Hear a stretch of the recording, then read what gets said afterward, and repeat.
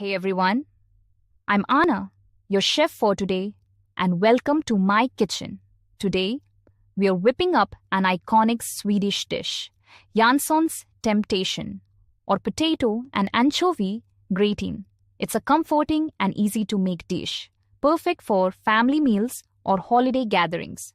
Here's what we need: potatoes, onions, anchovies, cream, and some breadcrumbs.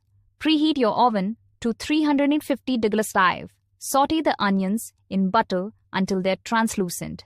Then layer potatoes, onions, and anchovies in a buttered dish. Finish with a layer of potatoes, pour cream over it, and sprinkle with breadcrumbs.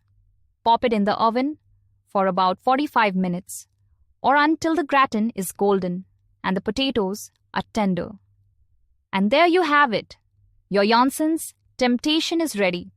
It's a dish that'll satisfy your taste buds and warm your heart. Thanks for watching this recipe with me.